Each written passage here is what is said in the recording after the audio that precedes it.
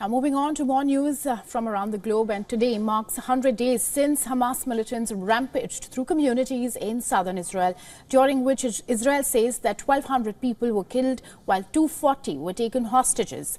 And on the eve of the 100th day, thousands of Israelis rallied in Tel Aviv calling for the release of hostages who are being held in Gaza. Protesters called for the resignation of Prime Minister Benjamin Netanyahu, accusing his government of not doing enough to bring home the hostages. We call it the Red Cross, we are calling the UNRWA, we are calling the UNICEF, we are calling our government to do much more.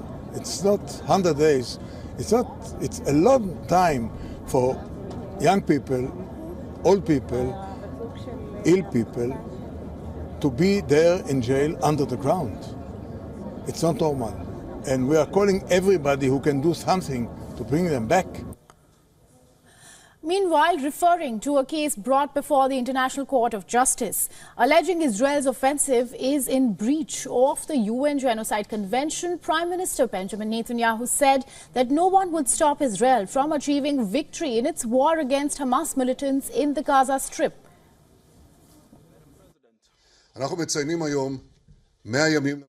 We today mark 100 days of war, 100 days since terrible days on which our citizens were slaughtered and kidnapped. We are continuing to the war, its conclusion, and the total victory until we have achieved all of our objectives: the elimination of Hamas, the return of all of our hostages, the guarantee that Gaza will never again pose a threat to Israel. We will restore security both in the south and in the north. No one will stop us, not The Hague, not the axis of evil, nor anyone else. Meanwhile, Israeli forces continued their offensive inside Gaza.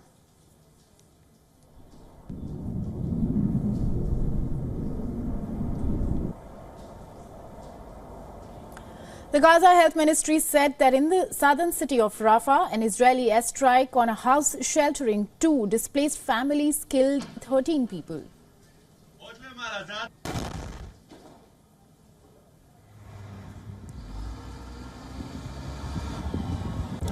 Israeli forces also continued their raids inside the West Bank area, and the refugee camp was targeted using armored vehicles and bulldozers.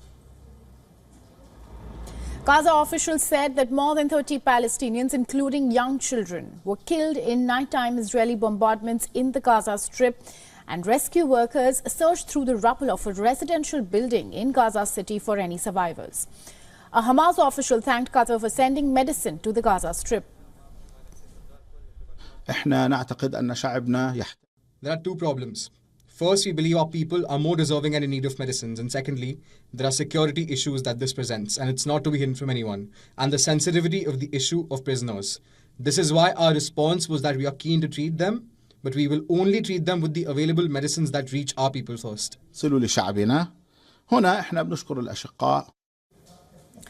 Meanwhile, in the U.S., Republican presidential candidate and former United Nations ambassador Nikki Haley rallied supporters pledging military aid to Israel and Ukraine if she became the president. Export as much liquefied natural gas as we can. We'll do nuclear power, and yes, we will do. If you ask, why should we care about Israel? The reason we should care about Israel is because on that horrific day of October 7th, when they beheaded those people and burned those babies alive and took those girls from the concert and raped them and dragged their naked bodies through the streets of Gaza.